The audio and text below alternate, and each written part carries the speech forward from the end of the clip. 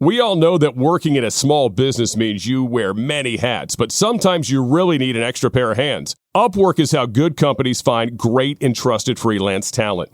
With more than 2 decades of experience, with a simple and ambitious goal to pioneer a better way of working. Posting a job on Upwork is easy with no cost to join.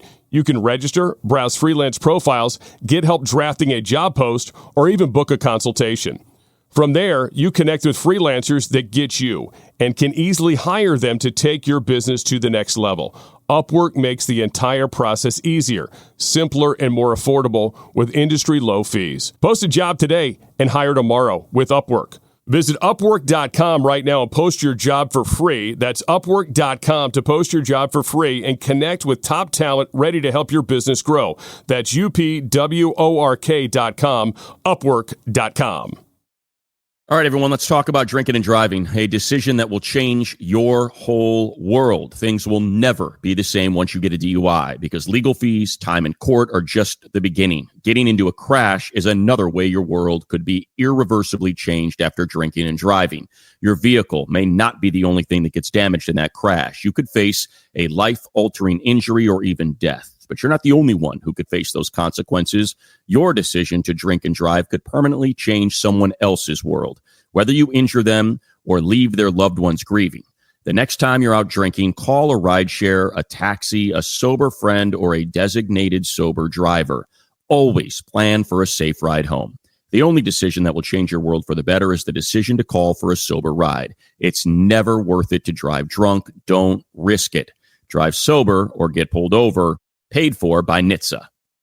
Welcome to Orioles on the Verge. This is Zach Spettin, joined by Bob Phelan, and we are coming to you on a Friday because it is a very, very exciting day in Birdland. Earlier today, Andy Koska at the Baltimore Banner reported that the Orioles and catcher Samuel Basallo are in the process of finalizing an 8-year contract extension worth $67 million. In addition, the deal will include a club option for the 2034 season and escalators that increase the overall value to $88.5 million. Now, throughout the Mike Elias years, there has been a constant call from fans and media for the Orioles to lock up some of their young players. And up until today, we had not seen an extension of this type. But the 20-year-old Basallo, clearly the franchise believes that he is a special talent. He is one of the top prospects, technically still, in the game. And it's been clear that since his debut a few days ago, there has been a new energy around this team. And good news here for Orioles fans and for this franchise is that we've got a lot of years of Samuel Basallo ahead of us. So, Bob, unfortunately, Nick could not join us today, but you and I are on to react to this news. Just go back to this morning. When you saw it, were you as pleasantly surprised as I was? Yes, absolutely. What an exciting day, first of all.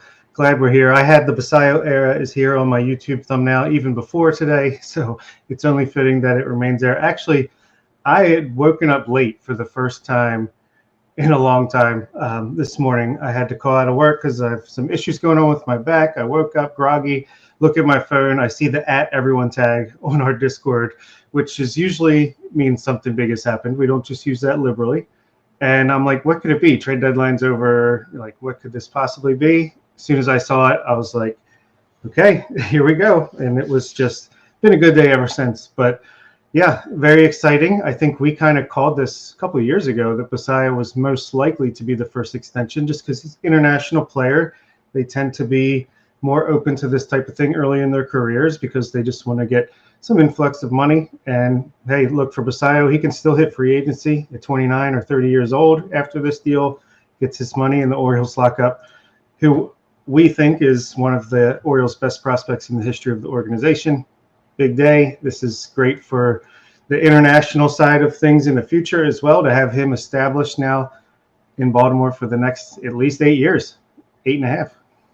Yeah, and as we talked about on our show earlier this week, Basallo has the possibility to be a franchise-altering player on many levels, not just because of his talent, but because he really is the first, or should be the first, homegrown star to come out of this international program that Kobe Perez and his team have taken from a non-existent laughing stock within the game to something that I think has become very remarkable, if not elite, because there are more prospects on the way. Now, not all of them, or probably none of them, are going to be up to the level of Basallo, but there's still a lot of good players in the years to come. But looking at Basallo and what the Orioles are getting in him, you're getting a player who has undeniable power from the left side of the plate, a good hit tool, and while, yes, there is plenty of development still to be had behind the plate, the Orioles are in a position where they can afford to give him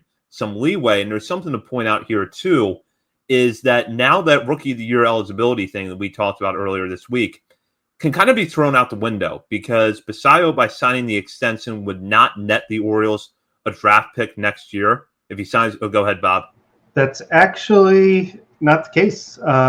Just looking at things, I think big brain front office here has exploited a loophole where, because he made his major league debut before signing the extension, he is still eligible for the PPI incentives, which, yeah, I was much like you. I thought that was washed out, but I mean, I haven't seen this like confirmed, but just reading between the lines of a few different outlets, yeah, only pre-debut extensions that disqualify you. So even better.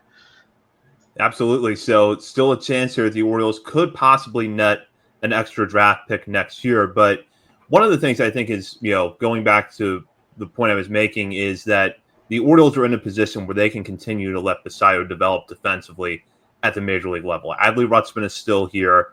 You've got some opportunities now where you can work Basallo's bat into the lineup without having him behind the plate. So while, yes, depending on what report you read nationally, you might have doubts still about Basallo's ability to stay behind the plate, I don't necessarily agree with those, and I think that he could be a very solid, at least average defensive catcher one day, and with that kind of bat, give you premium value. But at the same time, let's suppose the worst case scenario, which is that Basallo doesn't develop into an adequate major league catcher.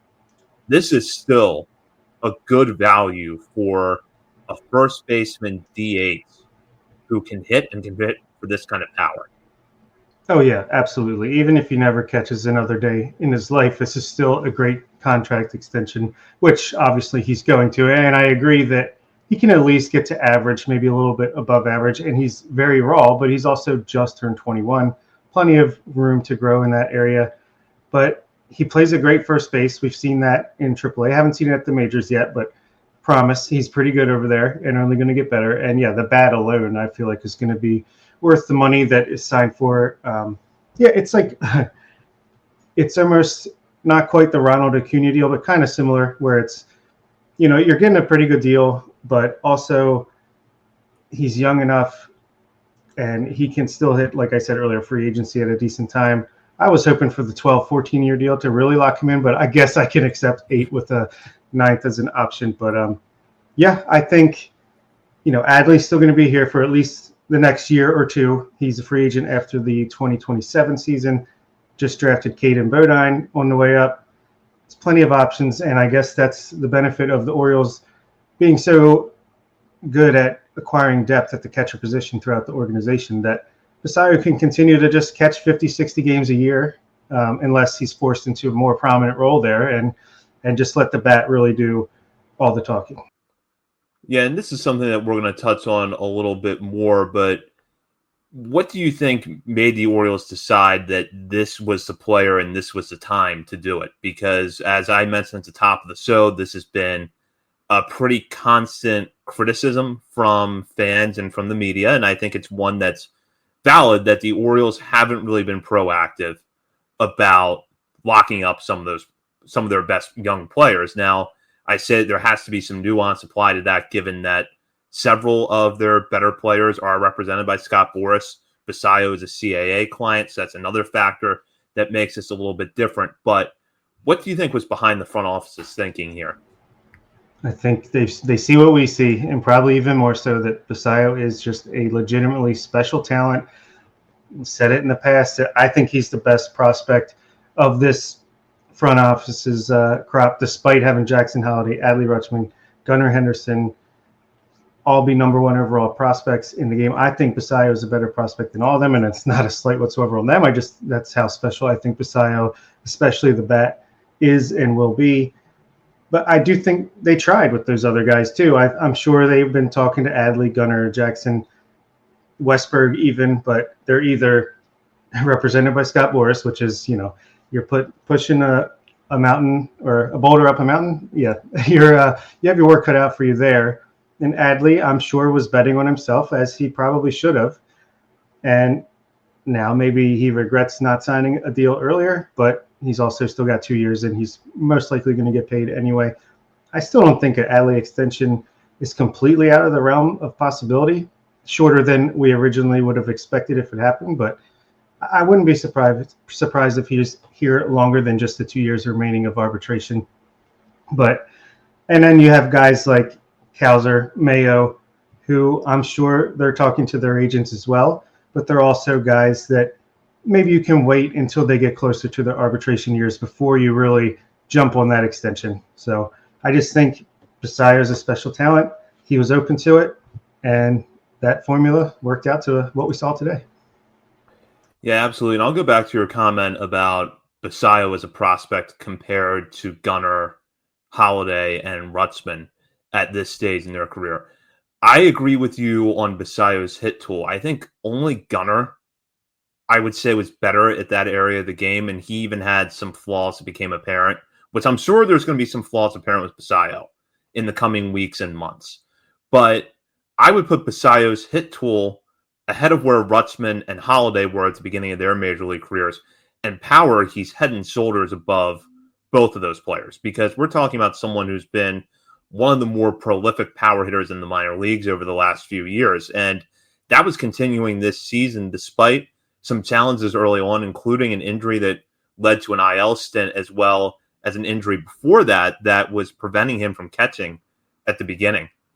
Yeah, exactly. I mean, not only does Basallo have that raw power that obviously he's had since the day he signed, and how beautiful is it that we are one Garrett Cole signing away from Basallo being a Yankee, and Orioles were able to flip him away from them and sign him in that year. Kobe Perez, 5 years ago, MVP. Kobe Perez is like just as important as anybody else in his front office, maybe more so in some ways. But yeah, he not only does he have that raw power, but he gets to it in games already at 21 years old. You saw it off the wall in Boston.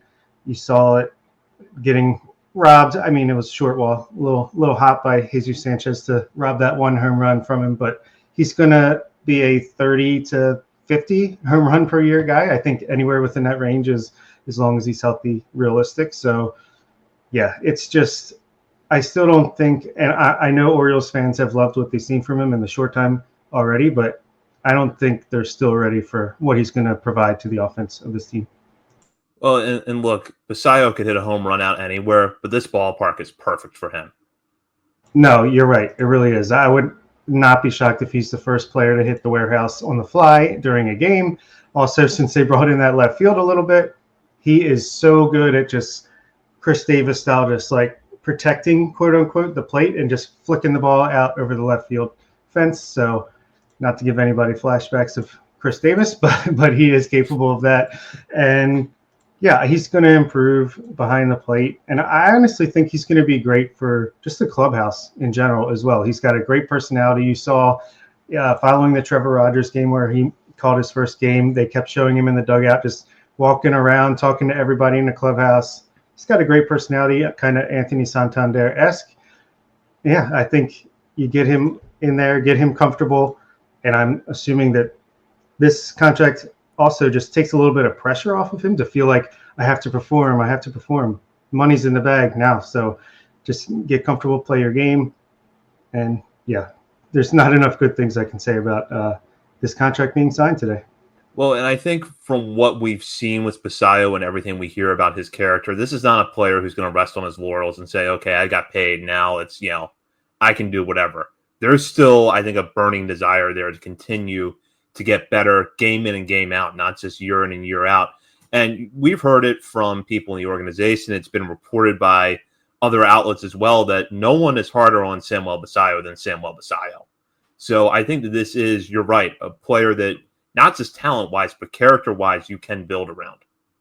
Absolutely. He's got the growth mindset that we've seen Gunnar carry into the majors from the minor leagues. Yeah, I don't think him getting this contract signed is going to help him or stop him from wanting to be the best of the best. He's a very driven person, but it at least should take that huge worry. I'm sure he's still wants to win the Rookie of the Year next year. He still wants to be an MVP caliber player year in and year out, and wants to win a World Series with the Orioles. And I think we're all on the same page there. I think a lot will probably be made in the coming days of, is Samuel Basallo a franchise player? Because this does feel like a franchise player contract. And I do think that you're looking at a future where the lineup is built around him. But one of the positives that the Orioles have for at least the next 3 years beyond this year is that they can have Gunnar Henderson in there. As we talked about earlier, Adley Rutschman is still under team control for another 2 years beyond this year. So that's, if he can get back to what he was prior to the second half of last year, that's still a really good player. And yeah, maybe Jackson Holliday's results so far have been a little bit underwhelming, but you can tell that there's several more gears there for him to get better. So while Basallo is probably now, the long-term building block, for the next few years, the Orioles have the makings of an elite lineup. Yeah, I mean, as long as they can stay healthy, 2025 year is cursed, between health and just underperformance at the wrong times, and we've been through it all. But yeah, I mean, 1 through 9, the Orioles are capable of putting together one of the best lineups in baseball, and I think the oldest player would be Adley Rutschman at like 27 years old. So as long as Ryan Mountcastle's not in it, he's an elderly 28. So yeah, just the window is open to at least 2034.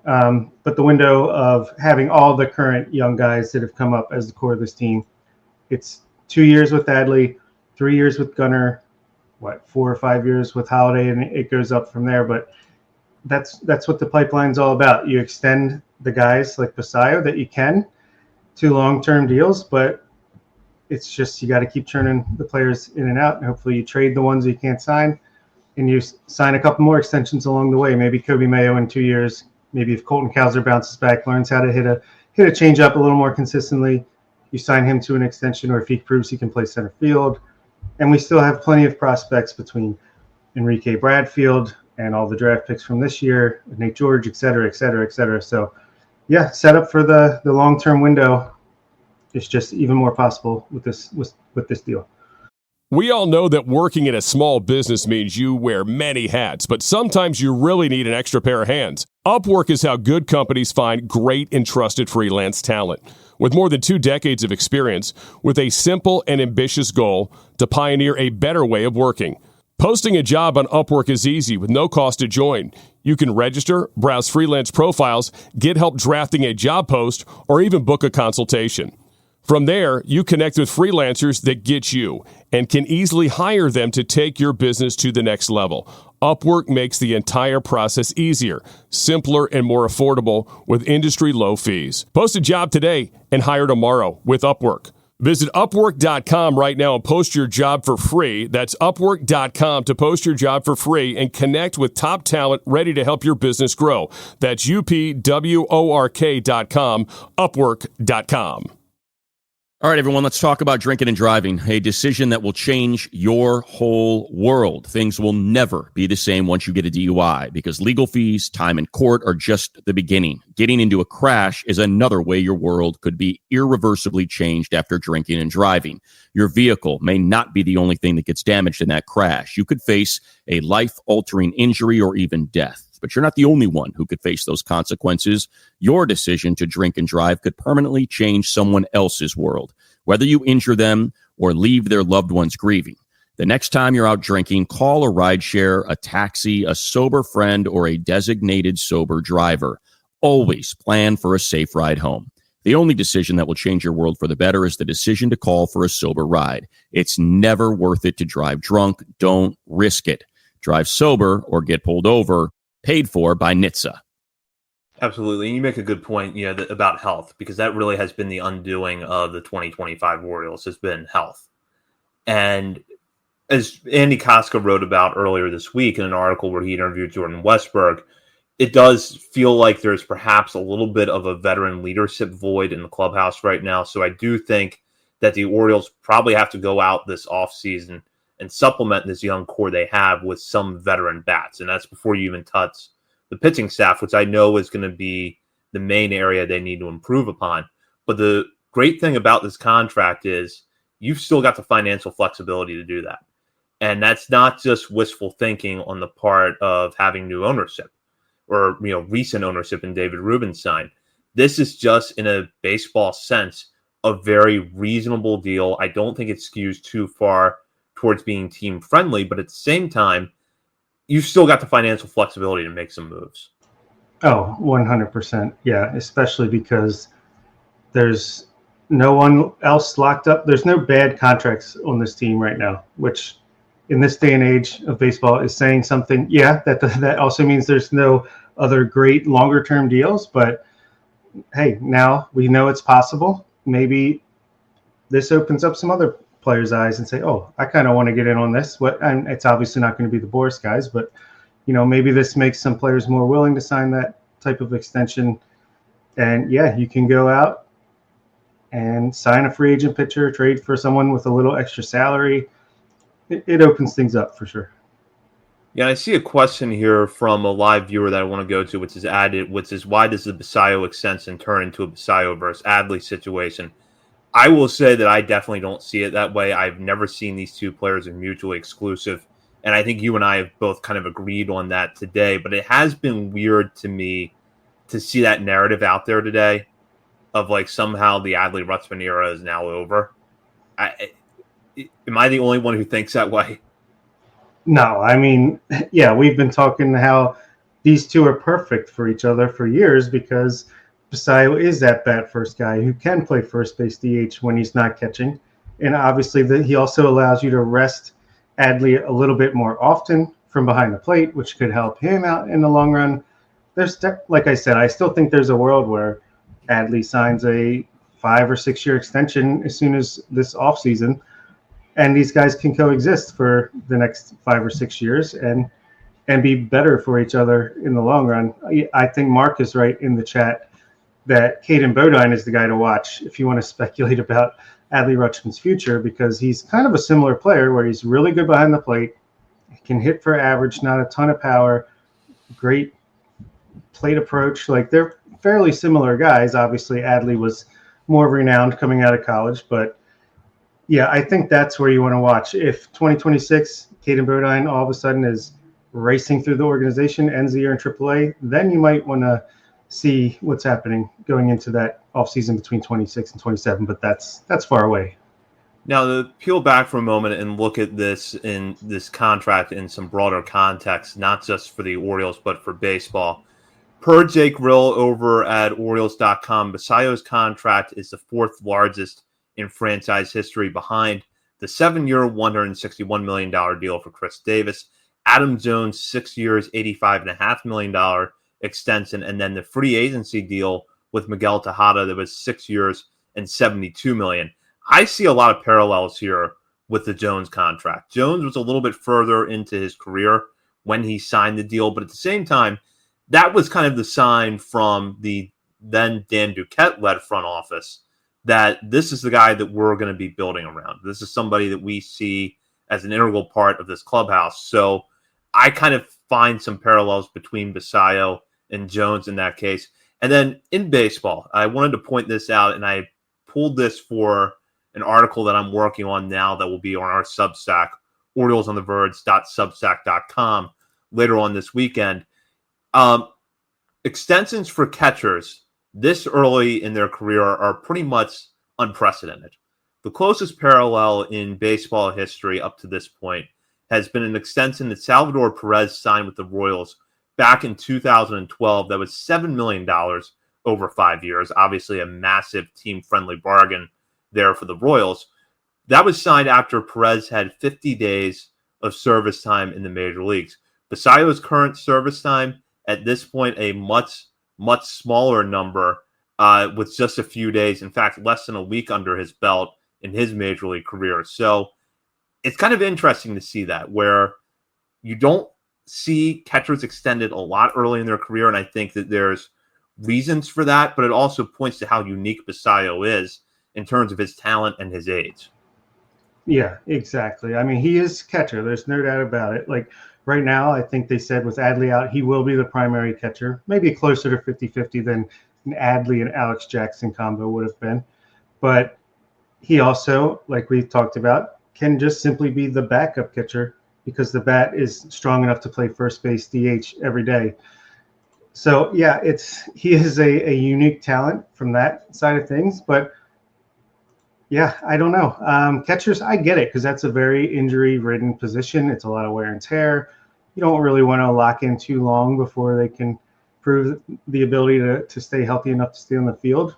I mean, we're seeing it with Adley the last couple of years. Even if he's playing, he's banged up a little bit out of the necessity that he had to be out there as often as he did early in his Orioles career. So, like we talked about, hopefully Basallo and Adley can help each other out to stay fresh and healthy moving forward once 2026 comes around. Yeah, and to go back to the Orioles for a moment, and the point I made a moment ago about Adam Jones, the 6-year extension he signed, I believe, was back in 2012, $85.5 million.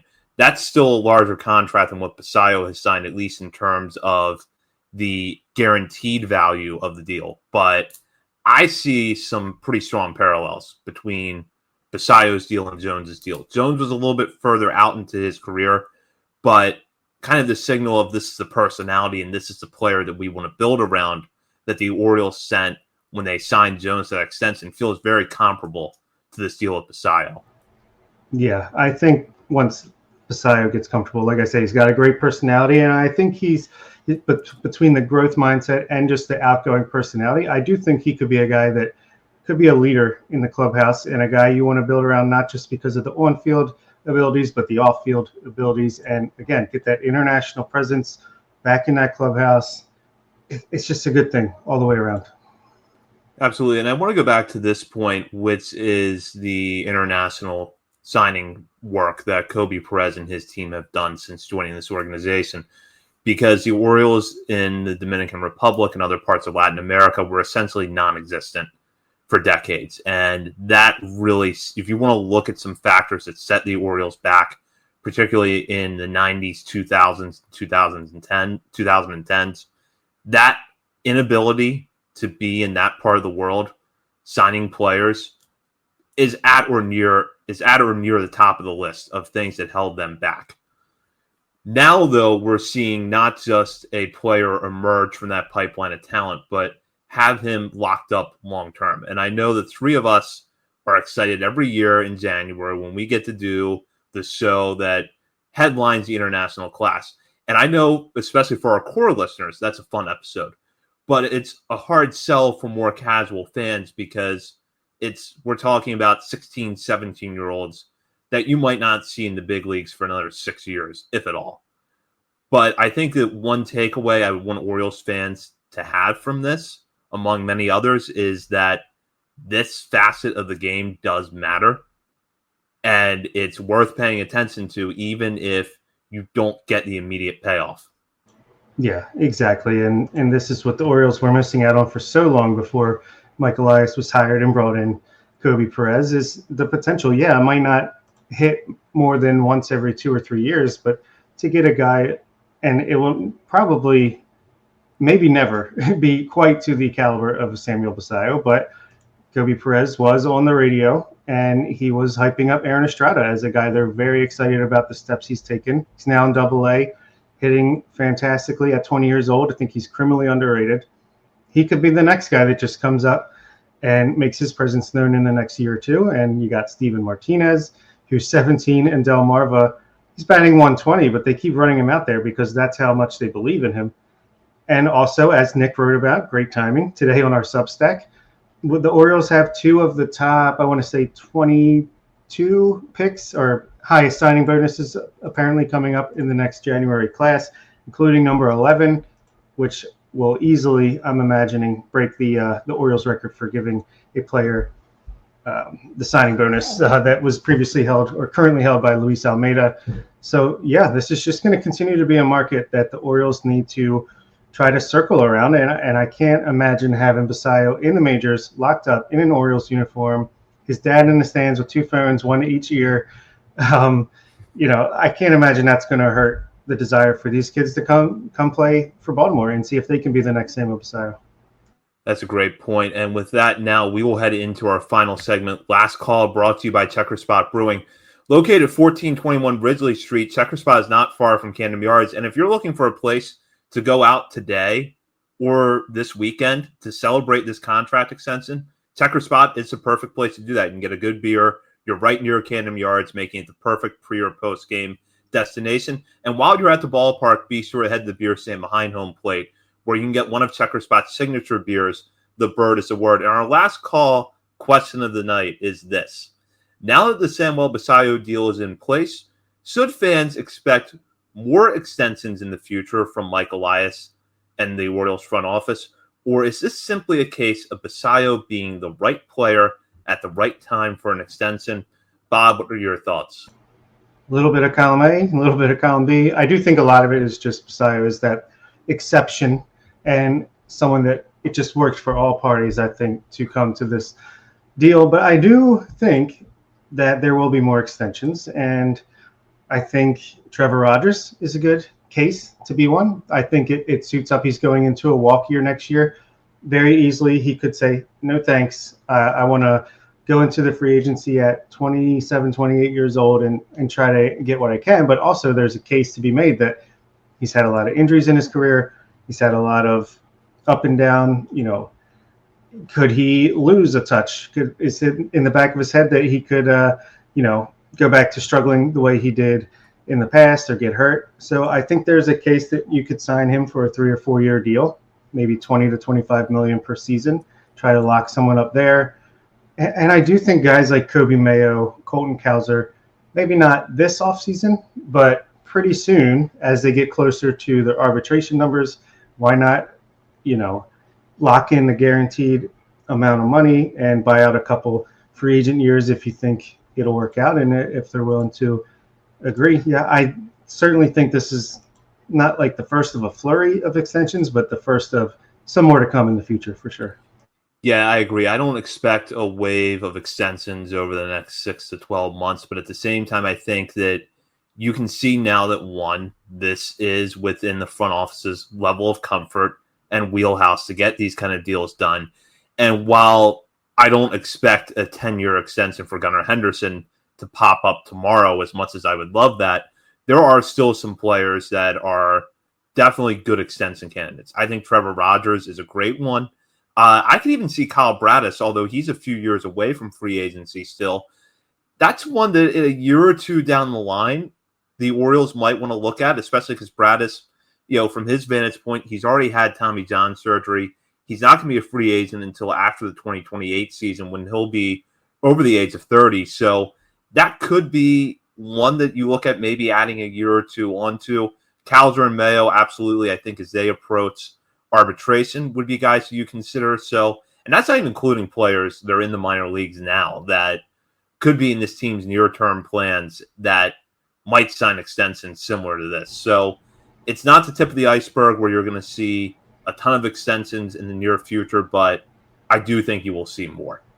Yeah, Bradish is a good shout. I could see if he proves to be pretty much back to himself in 2026. After next season, I could see like a 4 or 5 year extension, like you said, buying an extra year or two out of his free agency. And what was I going to say? Dylan Beavers. Maybe he's another guy. I mean, he's looked really comfortable for a guy just up to the majors, which is actually very unusual for, especially just from an Orioles lens of these guys coming up. I mean, he's taking walks, hit his first home run last night. And I do think the Orioles are going to extend Gunnar. The problem is it's not going to happen until his walk year or during free agency. I think Rubenstein, as long as Gunnar proves to be healthy and capable and the analytics say he's going to be good for a long time, I think that's going to be a guy where it's like litmus test for Rubenstein and Elias and company. Franchise player, you do what you can to keep him here, even if it's 10 years, $450 million, whatever, it could be 10 years, $800 million by then with the way things are going. But yeah, I think I'm probably foolish, probably going to be disappointed, but I do think they'll find a way to keep Gunnar here long term. I guess that's kind of a different topic, though. And with that, that does it for this special episode of Orioles on the Verge. All three of us will be back on the air next week, and we'll probably talk about this a little bit more to get Nick's reaction. And if any more news comes of this extension, we'll, of course, react to it then. We'll also cover a lot of news that's come out in Birdland over the last week, as well as the end of the Dominican Summer League season. So you're not going to want to miss that. In the meantime, you can check out our many social media channels, including Facebook, Instagram, Threads, X, YouTube, TikTok, and Blue Sky. We're also over at Substack, OriolesOnTheVerge.substack.com. You can check out the article that Nick wrote that Bob mentioned earlier in the show, and I will have a piece about Basallo's extension sometime this weekend. And while you're browsing around the internet, be sure to head over to Patreon and sign up to become a member of our community today. You can join to $3, $5, or $10 levels and have access to bonus weekly shows from Bob, Nick, and myself, as well as monthly updates to our top 50 prospects list. So sign up today to get those perks and a whole lot more. For Bob Phelan and Nick Stevens, this is Zach Spedden. You've been listening to Orioles on the Verge, part of the Believe Podcast Network.